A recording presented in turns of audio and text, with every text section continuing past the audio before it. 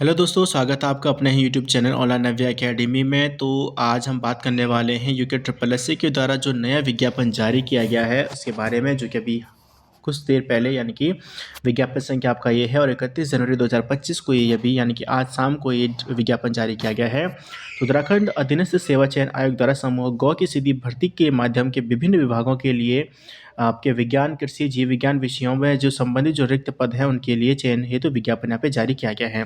Science background वालों के लिए ये भी है आपके पास आ रखा।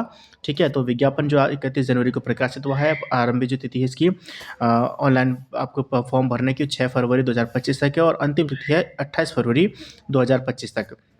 लिखित परीक्षा की जो प्रस्तावित अंतिम जो तिथि है वो आपकी 20 अप्रैल 2025 से यहाँ पे होने वाली है। ठीक है, तो यहाँ पे आपके पास दिए गए हैं उत्तराखंड अधीनस्थ सेवा चयन आयोग द्वारा कृषि विभाग के अंतर्गत सहायक कृषि वर्ग अधिकारी वर्ग के एक यानी कि जो राशन शाखा के 7 पद है, प्राविधिक सहायक वर्ग में 3 पद हैं, डेयरी विकास, ये चीज़ें हमें सबकी कुल मिलाकर आपके 241 पोस्ट यहाँ पे दी गई हैं। क्या क्या पोस्ट है उसको हम डिटेल में चर्चा करते हैं। ठीक है, तो वीडियो के अंत तक बने रहिएगा और अगर फर्स्ट टाइम चैनल पर आए तो चैनल को भी सब्सक्राइब जरूर कर लीजिएगा। ठीक है, तो देखते हैं आज पदों का विवरण देखते हैं। पहले तो आपके पास है सहायक कृषि अधिकारी वर्ग ए रसायन शाखा, केमिस्ट्री ब्रांच जो है वहाँ पर आपके पास असिस्टेंट एग्रीकल्चर ऑफिसर के बारे में दिया गया है। ठीक है, तो यहाँ पे कुल 7 पद हैं जहाँ पे आपके पास जो पदों का विवरण श्रेणीवार दिया हुआ है 36 आरक्षण के आधार पर। ठीक है, तो अनुसूचित जाति के लिए यहाँ पे कोई भी पोस्ट नहीं है, अनुसूचित जनजाति के लिए 1 पोस्ट है, अन्य पिछड़ा वर्ग के लिए 1 पोस्ट है और जो यहाँ पे अनारक्षित के लिए 4 पोस्ट हैं। कुल 7 पोस्टें यहाँ पे दी गई हैं रसायन विज्ञान में, रसायन शाखा और कृषि शाखा जो आपके पास। ठीक है, दूसरी पोस्ट आपके पास यहाँ पे जो 21 से 42 की आयु होने वाली है और लेवल 7 की पोस्ट आपकी है और राजपत्रित स्थायी अंशदायी पेंशन युक्त है। ठीक है, अनिवार्य अर्हता जो आपके पास यहाँ पे दी गई है, जो इसमें दी गई है, जो आपके कृषि अधिकारी जो है, सहायक कृषि अधिकारी जो है, किसी भी आपके पास यूनिवर्सिटी से कृषि रसायन या मृदा विज्ञान भू संरक्षण में आपके पास स्नातकोत्तर एमए यानी कि एमएससी आपका होना चाहिए, मास्टर इन साइंस होना चाहिए, जो आपका रसायन विज्ञान या कृषि रसायन या मृदा विज्ञान में आपका होना चाहिए। बाकी अधिमान्य अर्हता यानी कि अगर समान कोई सिचुएशन आ जाती है, किसी के सभी बातों में अगर समान अभ्यर्थी मिलते हैं तो उनमें से उस अभ्यर्थी को वरीयता दी जाएगी जो इनमें से कोई भी अधिमान्य अर्हता को धारित करता हो, या तो वो प्रादेशिक सेना में 2 वर्ष का उसका अनुभव हो या उसके पास बी और सी का एनसीसी सर्टिफिकेट उसको प्राप्त हो। ठीक है, वरिष्ठ दुग्ध निरीक्षक की भी 3 पोस्ट यहाँ पे दी गई हैं। ठीक है, जो भी आपके पास यहाँ पे राजपत्रित ये भी पोस्ट आपकी है, स्थायी अंशदायी पेंशन युक्त है, 21 से 42 वर्ष तक इसकी एज होने वाली है और लेवल 6 की ये पोस्ट है। इसमें भी आपके पास स्नातक आपका होना चाहिए किसी भी मान्यता प्राप्त संस्थान से पहले, यानी कि प्रथम श्रेणी में भारतीय दुग्धशाला डिप्लोमा।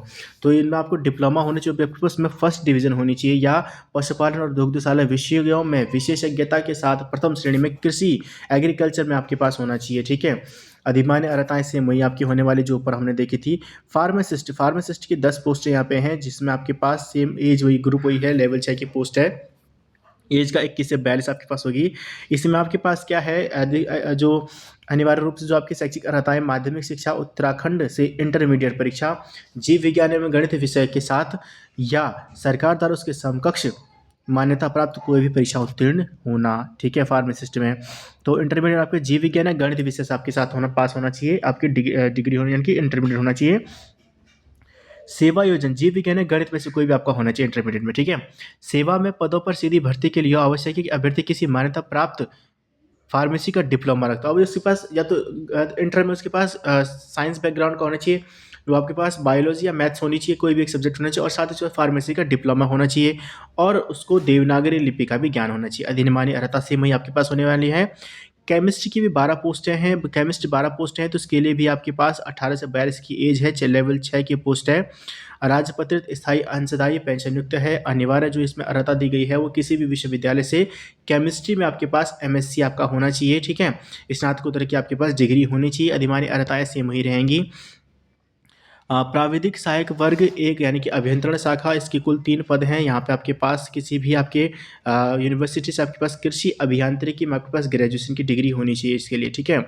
प्रयोगशाला सहायक यानी कि रसायन विज्ञान की अगर बात करें तो 6 पोस्ट यहाँ पे दी गई हैं। तो 6 पोस्टों में आपके पास ये भी आपके लेवल 4 की पोस्ट आपके पास है। 25,500 से 81,100 आपकी सैलरी होने वाली है। 21 से 42 इसमें एज होने वाली है।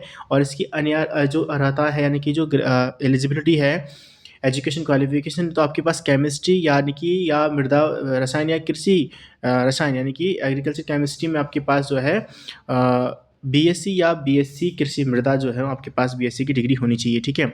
अधिमान्य अर्हताओं में वही आपके पास अगर समान हो जाता है तो किसको वरीयता दी जाएगी, वही चीज़ आपके पास एक ही है। मशरूम पर्यवेक्षक वर्ग 3, तो ये भी आपके पास लेवल 4 की पोस्ट है। इसमें आपके पास बीएससी होना चाहिए जो कि आपका वनस्पति विज्ञान समूह से होना चाहिए या कृषि से होना चाहिए, ठीक है। अधिमान्य अर्हता वही आपके पास है कि NCC B certificate, BSc certificate है, एनएसएस है, ठीक है। तो इसको आपको अधिमान्यता यानी कि दी जाएगी, वरीयता दी जाएगी। प्रयोगशाला सहायक वनस्पति विज्ञान में 6 पोस्ट यहाँ पे दी गई है और 21 से 42 की एज है। लेवल 4 की पोस्ट है। इसमें आपके पास बीएससी आपका जियोलॉजी से आपके पास यानी कि वनस्पति विज्ञान और बीएससी आपका होना चाहिए इसमें। अधिमान्य अर्हताएँ सेम वही होने वाली है। उद्यान विभाग में 6 पोस्टें हैं, तो इसमें 21 से 42 आपकी एज है और बीएससी आपका कृषि या जीव विज्ञान समूह से होना चाहिए बीएससी। अनिवार्य अर्हताएँ अधिमान्य अर्हताएँ वही आपके पास एनसीसी का सर्टिफिकेट हो या फिर प्रादेशिक सेना में 2 वर्षों का अनुभव हो या एमएससी उद्यान में आपके पास अगर एमएससी जैसे आपके पास ये तो इसमें तो क्या है कि ग्रेजुएशन मांगा है, सिर्फ उसने ग्रेजुएशन मांगा हुआ है, ठीक है। बीएससी होना चाहिए, ग्रेजुएशन होना चाहिए, ये मतलब कंपलसरी है।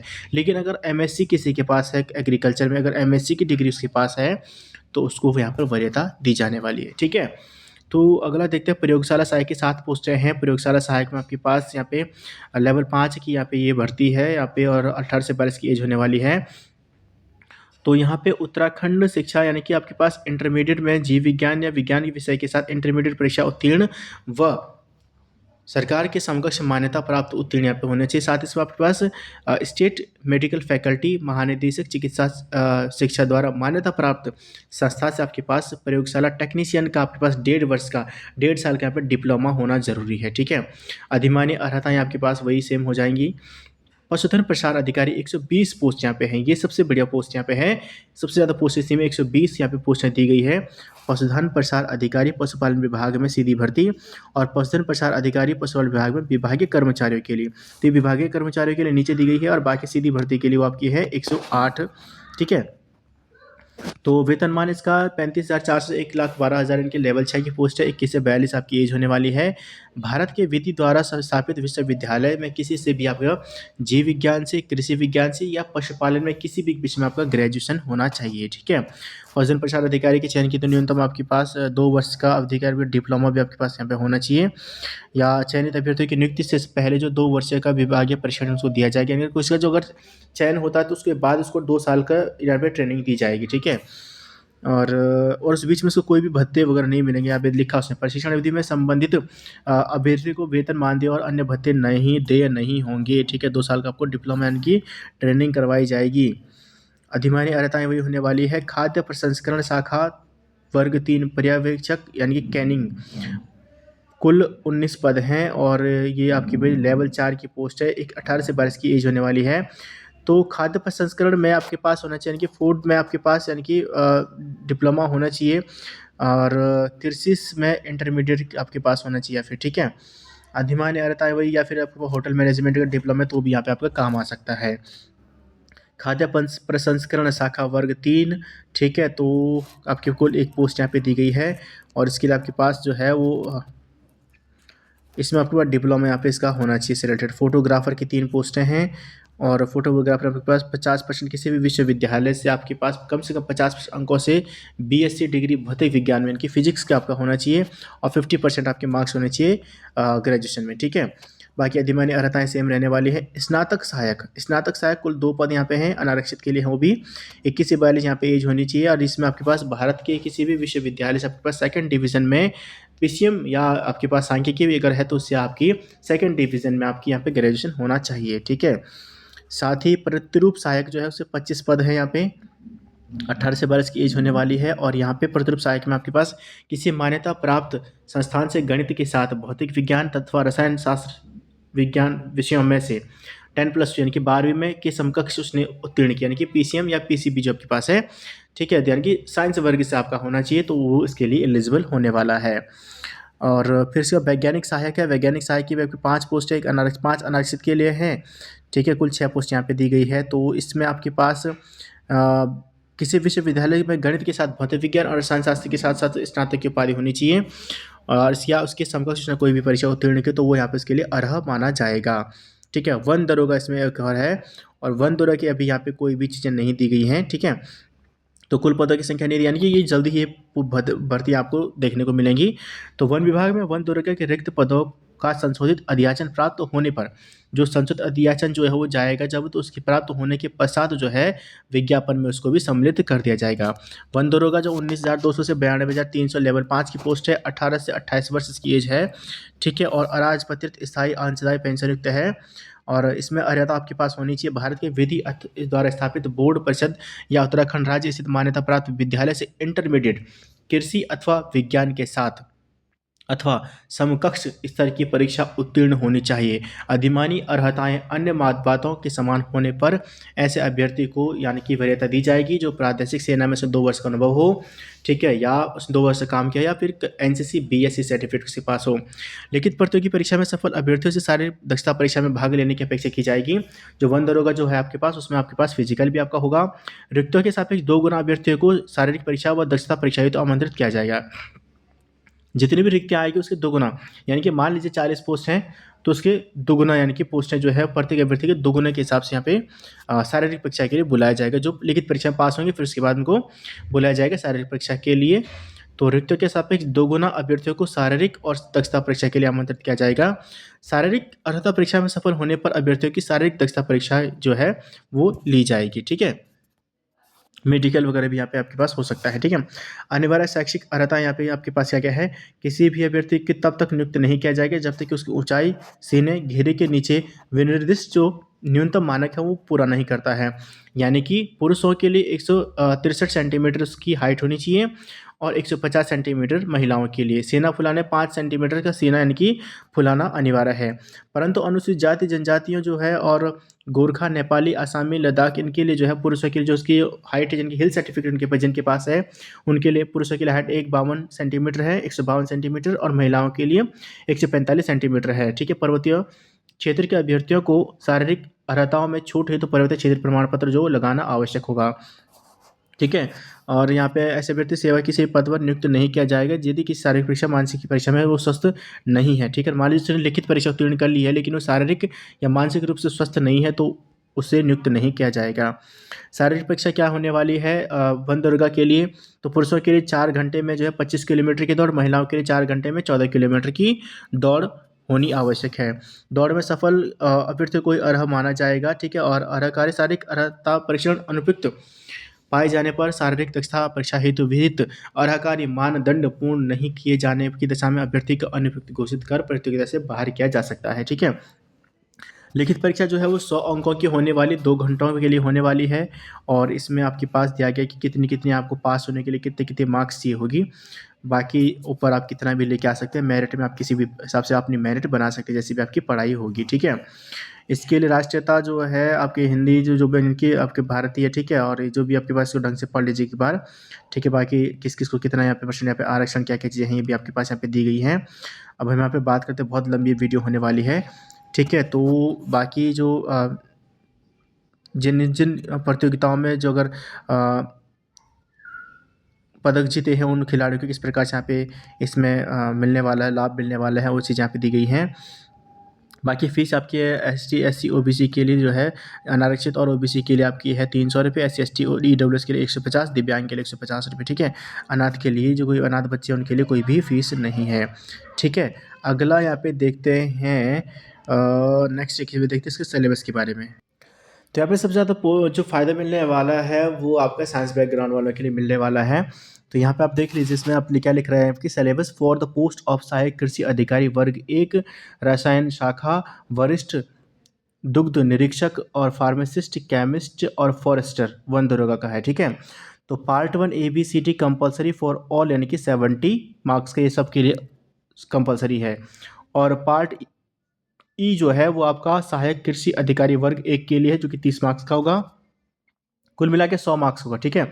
अगर अब जो यहाँ पे जैसे किसने सहायक कृषि अधिकारी के लिए फॉर्म भरा हुआ है, वर्ग 1 के लिए भरा है, तो 70 नंबर का जो ABCD जो उसने 4 कंपलसरी जो 4 जो पार्ट दिए हैं, ये तो आएगा 70 मार्क्स, ये सबके लिए है। बाकी जिस जिसके लिए आप पोस्ट भरेंगे उस हिसाब से उसका 30-30 मार्क्स का आपके पास जुड़ता जाएगा, कुल मिला के 100 मार्क्स का हो जाएगा, ठीक है। जैसे वन दरोगा का है तो वो फॉरेस्टर का क्या हो जाएगा, 70 मार्क्स ये है, और बाकी वन दरोगा वाला सिलेबस क्या है, उसके लिए जो स्पेशल सिलेबस देगा उसमें 30 नंबर उससे पूछा जाएगा, ठीक है। तो पार्ट ए क्या क्या आपके पास है, वो फिजिक्स है, ठीक है।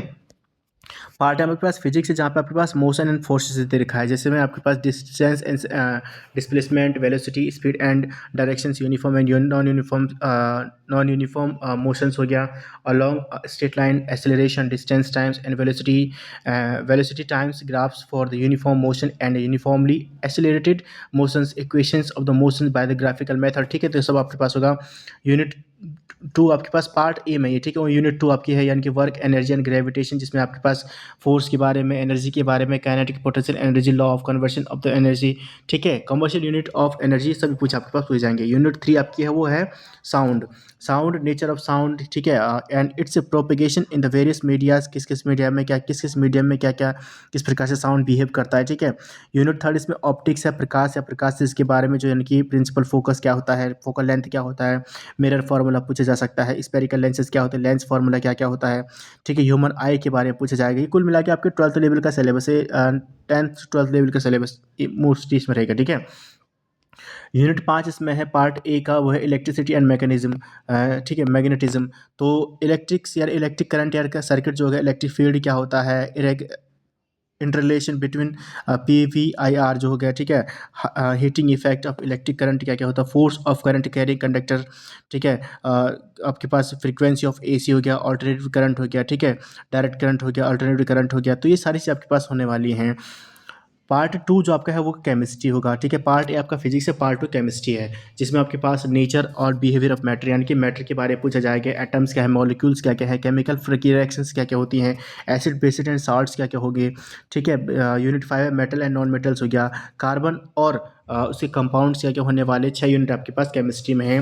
पार्ट सी वो बायो से रिलेटेड है, जो सी origin of life and evolution, cells, biology and tissue systems, genetics, diversity of the living organism, flowerings plants and the plants psychology, ठीक है। यूनिट 5, ठीक है। छठी आपकी यूनिट है ह्यूमन एनाटॉमी एंड फिजियोलॉजी, ठीक है। और साथ ही आपके पास है एनवायरनमेंट।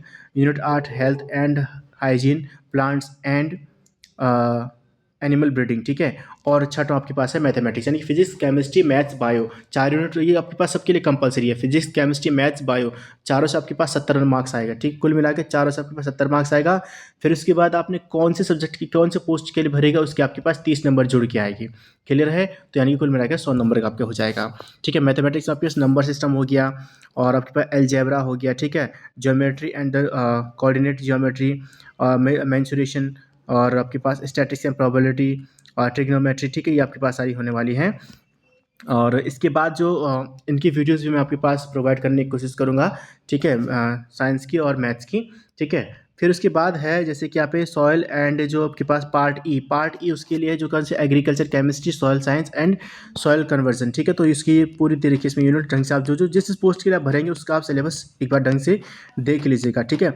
PDF जो है आपको मेरे टेलीग्राम चैनल पर मिल जाएगी। टेलीग्राम चैनल का लिंक जो है वो नीचे डिस्क्रिप्शन में दिया गया है, क्योंकि वीडियो बहुत लंबा हो जाएगा, इसलिए इस चीज़ को मैं जल्दी से जल्दी यहाँ पे ख़त्म करना चाहूँगा, ठीक है। और फार्मासिस्ट और केमिस्ट्री के लिए आपके पास है ये सिलेबस दिया हुआ है इसमें, ठीक है। और फार्मेसी के लिए भी ये सिलेबस है, और आपके पास फॉरेस्टर वन दरोगा के लिए है, ठीक है। थर्ड पार्ट यानी कि सेकंड पार्ट जो आपका होने वाला 70 नंबर का वही होगा, बाकी 30 नंबर का गया, जैसे मोशंस हो गया, ग्रेविटेशन हो गया, फ्लोटेशन हो गया, वर्क, एनर्जी, पावर हो गया, इलेक्ट्रिसिटी, मैकेनिज्म हो गया, हीट हो गया, लाइट हो गया, साउंड हो गया, एटमोसफियर हो गया, ठीक है। और यूनिट जो सेकंड आपके पास होने वाली है matter and the properties, particular nature. जिसने अगर साइंस बैकग्राउंड से जो है उसके लिए यहाँ पे थोड़ा सा GS वगैरह भी ना, इसमें GS कुछ ही नहीं, इसमें तो कोई ना GS में, सिर्फ आपको अपना साइंस का जो आपको नॉलेज होना चाहिए, बाकी कुछ भी आपको नहीं पढ़ना है, ठीक है ना। करंट अफेयर का झंझट नहीं होगा आपके पास, उत्तराखंड नहीं पढ़ना पड़ेगा, GS नहीं पढ़ना पड़ेगा, सिर्फ आपको जो आपका जो दिया गया है वही चीज़ आपको पढ़नी है, ठीक है। अब 30 नंबर में जैसे ये वन दरोगा वाला आप देखिए, यही सिलेबस ऊपर भी है, 30 नंबर में फिर वही है, यानी कुल मिलाकर आपको फिजिक्स, केमिस्ट्री, मैथ्स और बायो 4 सब्जेक्ट आपको पढ़ने हैं। बाकी और कोई आप कुछ भी आपको इसके अलावा नहीं पढ़ना है। और ये आपका जहाँ तक जिस हिसाब से सिलेबस दिख रहा है, तो ये 6 से 6 टू 10th लेवल की आप एनसीईआरटी या 6 से 6 टू 10th लेवल की आप बुक्स जो है वो अच्छे से आप कवर कर लीजिएगा, वो इसमें आपका सिलेबस कवर हो जाएगा। ठीक है, तो वीडियो बहुत ज़्यादा लंबा हो गया है, तो वीडियो को यहाँ पे ख़त्म करते हैं। मिलते हैं जल्दी नए वीडियो, तब तक के लिए जय हिंद, जय भारत।